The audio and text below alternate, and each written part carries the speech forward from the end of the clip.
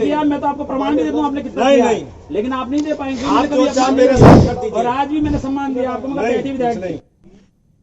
वहीं इस मामले में आईजी अलीगढ़ रेंज दीपक रतन ने कहा कि मामले की जांच की जा रही है, तत्काल प्रभाव से थानेदार को सस्पेंड कर दिया गया है। 12 अगस्त को थाना गोंडा जनपद अलीगढ़ में विधायक की क्लास श्री राजकुमार सहयोगी जी किसी कार्यवश गए थे। उनका आरोप है कि वहां पर थानाध्यक्ष ने उनके साथ दुर्व्यवहार किया। उस प्रकरण में थानाध्यक्ष को पुलिस अधीक्षक अलीगढ़ द्वारा निलंबित किया जा चुका है और इस पूरे प्रकरण की जांच की जा रही है। जांच पूरी होने के बाद जो तथ्य सामने आएंगे उसी के अनुसार आगे कार्रवाई बढ़ाई जाएगी। लखनऊ से बड़ी खबर आपको बता दें, जहां मायावती की मूर्तियां लगाई जा रही हैं। बहुजन समाज प्रेरणा केंद्र में बीएसपी अध्यक्ष मायावती की मूर्तियां लगाई जा रही हैं। संगमरमर से बनी हुई ये मायावती की 3 मूर्तियां हैं जिन्हें यहां पर लगाया जा रहा है। बीएसपी अध्यक्ष मायावती की मूर्तियां लगाई जा रही है। बहुजन समाज प्रेरणा केंद्र में ये मूर्तियां लगाई जा रही हैं। संगमरमर से बनी मायावती की 3 मूर्तियां लगाई जा रही हैं। और लखनऊ से हमारी सहयोगी रंजना लाइव जुड़ रही हैं। रंजना, इन दिनों यूपी की सियासत में मूर्ति लगाने के दावे करना और मूर्ति लगाना काफी ट्रेंड में नजर आ रहा है और बीएसपी तो यहां एक कदम आगे निकलते हुए अपनी अध्यक्ष की मूर्तियां लगवा रही है। देखिए, मूर्ति पॉलिटिक्स जो है काफ़ी चरम पे है और परशुराम की मूर्ति हो ये खबर आ रही थी, उसको लेकर के दावेदारी हो रही थी। लेकिन अब ये विजुअल जो सामने आया है उसमें मायावती की मूर्ति है, 3 मूर्तियां रखी हुई हैं और उन तीनों की चर्चा है, संगमरमर की मूर्तियां हैं कि इसको लगाई जाएंगी। तो प्रतीकों की जो राजनीति होती है वो उस पर हो रही है, सियासत हो रही है। और मायावती का मूर्ति प्रेम पहले से जग जाहिर है बसपा सुप्रीमो का, और वो मूर्ति लगाने में हमेशा आगे रही है। तो इसलिए जब ये विजुअल सामने आया बहुजन प्रेरणा केंद्र के अंदर जो मूर्ति लगाने की बात है, हम एक बार दिखाना चाहेंगे बहुजन प्रेरणा केंद्र की तरफ। यहाँ के सुरक्षा कर्मियों तो अभी हुसैनगंज थाने की पुलिस भी आई थी, गेट खोलने के लिए कहा गया, लेकिन उन्होंने किसी ने गेट नहीं खोला। हम लोग भी कहते रहे लेकिन गेट नहीं खुला।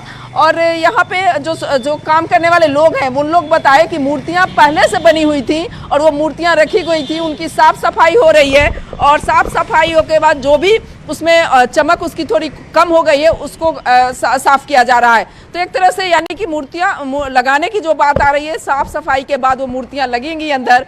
तो ये खबर जो आ रही है कि मूर्तियां लगेंगी, वो तीनों मूर्तियों का विजुअल हम लोग के पास के बहाने यहाँ पर सियासत चमकाई जा रही है, लेकिन ऑफिशियल इस पर बीएसपी की ओर से कुछ कहा गया है। पहला सवाल, एक सवाल तो ये भी, और दूसरा सवाल ये भी रंजना की पिछली बार जब मूर्तियां लगाई थी बीएसपी सत्ता से बाहर हो गई थी और काशीराम की मूर्तियां भी उस वक्त लगाई गई थी, लेकिन इस बार क्या सिर्फ 3 मूर्तियां मायावती की?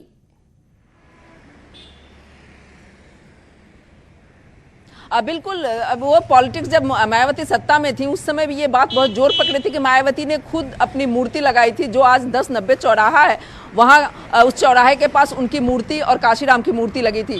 तो मूर्ति पॉलिटिक्स जो हम लोग बात कर रहे हैं, बिल्कुल उस समय जो बहुत इसका गलत मैसेज गया था, लेकिन ये बहुजन प्रेरणा केंद्र के अंदर लग रही है ये मूर्तियाँ।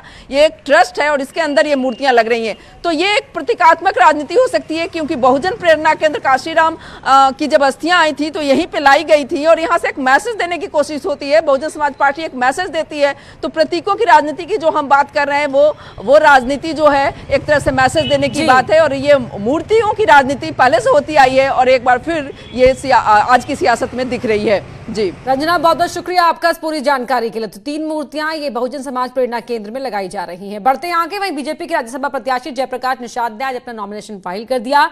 यूपी विधानसभा में उन्होंने ये नामांकन किया। इस दौरान सीएम योगी समेत बीजेपी के तमाम बड़े नेता मौजूद रहे। उपचुनाव 24 अगस्त को होना है। समाजवादी पार्टी के सांसद बेनी प्रसाद वर्मा के निधन से ये सीट खाली हुई थी। जयप्रकाश निषाद बहुजन समाज पार्टी के विधायक भी रह चुके हैं। मायावती सरकार में उन्हें राज्य मंत्री बनाया गया था। 2018 में उन्होंने भारतीय जनता पार्टी का दामन थामा था। निषाद का कार्यक्षेत्र गोरखपुर है। तो राज्यसभा के नॉमिनेशन फाइल जिस दौरान किया गया उस वक्त की तस्वीरें भी आप टीवी स्क्रीन पर देख सकते हैं और सीएम योगी यहां पर मौजूद रहे। राज्यसभा के रण के लिए 24 अगस्त को उपचुनाव होना है और एक इसे बड़े दाव के तौर पर देखा जा रहा है, जहां जयप्रकाश निषाद के नामांकन के जरिए यूपी के अंदर पिछड़ों के बीच बीजेपी ने एक और दाव खेला है। तो सियासी सफरनामा भी आपको बता रहे हैं। मुख्यमंत्री योगी ने ही बीजेपी ज्वाइन कराई थी जयप्रकाश निषाद को।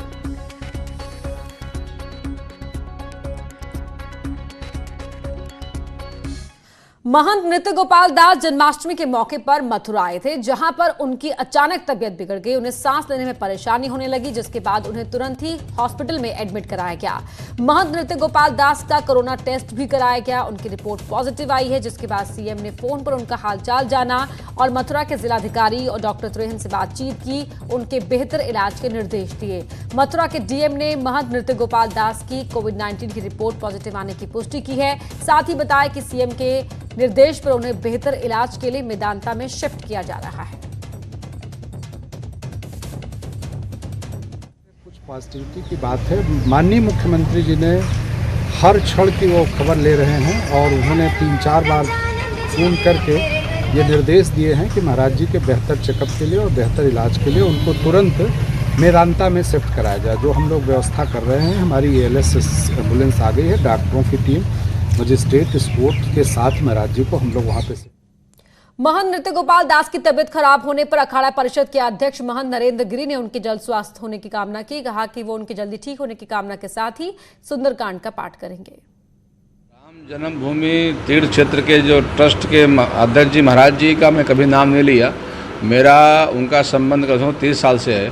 हमारे गुरु जी से उनका संबंध रहे और बागम्बरी गति उनका बहुत लगाव है। आज मैं उन्हें गुरु तुल्य मानता हूँ। तो हम जैसे समाचार आप लोगों ने दिया है तो उनका समाचार लेते हैं और हनुमान जी से आज स्वयं जाकर प्रार्थना करूँगा। वहीं पूर्व राष्ट्रपति प्रणब मुखर्जी की स्वास्थ्य की स्थिति अभी भी गंभीर बनी हुई है। अस्पताल से मिली जानकारी के मुताबिक प्रणब मुखर्जी फिलहाल गहरी बेहोशी में हैं, लेकिन उनके सभी वाइटल पैरामीटर स्टेबल हैं। उन्हें अभी भी वेंटिलेटर सपोर्ट पर रखा गया है। प्रणब मुखर्जी के बेटे अभिजीत मुखर्जी और उनकी बेटी शर्मिष्ठा मुखर्जी दोनों ने ही उनके स्वास्थ्य के बारे में चल रही अफवाहों का खंडन किया है। पूर्व राष्ट्रपति प्रणब मुखर्जी की सेहत अभी भी गंभीर बनी हुई है, उनके स्वास्थ्य अभी भी गंभीर बना हुआ है। आरआर हॉस्पिटल में वो पिछले 3 दिन से लगातार यहाँ पर एडमिट हैं। सेना का ये रिसर्च एंड रेफरल अस्पताल है। जो हमें ताज़ा जानकारी जो मिल रही है कि वो अभी भी गंभीर मूर्छा में है, बेहोशी में है, लेकिन उनके तमाम वाइटल पैरामीटर्स स्टेबल बने हुए हैं। और उनका जो परिवार है, शर्मिष्ठा मुखर्जी, अभिजीत मुखर्जी, उनके बेटा और बेटी, उन दोनों ने खंडन किया है पूरी तरह से उन तमाम अफवाहों का जो सोशल मीडिया पर या किसी भी तरह से उनकी सेहत के बारे में उड़ रही है। उन्होंने कहा है कि वो लगातार जानकारी ले रहे हैं अस्पताल से। जो वाइटल पैरामीटर्स हैं वो स्थिर हैं, वो स्टेबल हैं और अभी भी गहरी बेहोशी में है। डॉक्टर्स लगातार उन्हें वेंटिलेटर पर रखे हुए हैं। उनको लगातार उनकी सेहत को रिकवर करने की कोशिश की जा रही है, स्वास्थ्य लाभ की कोशिश की जा रही है। 3 हेल्थ बुलेटिन पिछले 3 दिनों में लगातार उनके लिए जारी किए गए हैं। आज भी हेल्थ बुलेटिन जारी किया जाएगा, जिसमें आधिकारिक तौर पर ये बताया जाएगा कि उनके स्वास्थ्य की फ़िलहाल क्या स्थिति है। लेकिन हमारी जो जानकारी, जो अस्पताल से हमने ताज़ा जानकारी ली है, उसके मुताबिक वो अभी भी गहरी बेहोशी में है, लेकिन उनके तमाम वाइटल पैरामीटर्स जो हैं वो स्टेबल हैं, जो कि एक तरीके से कह सकते हैं कि ये सुखद खबर ये हो सकती है कि उनके। और सीधे अब आपको ले चलते हैं यूपी सरकार के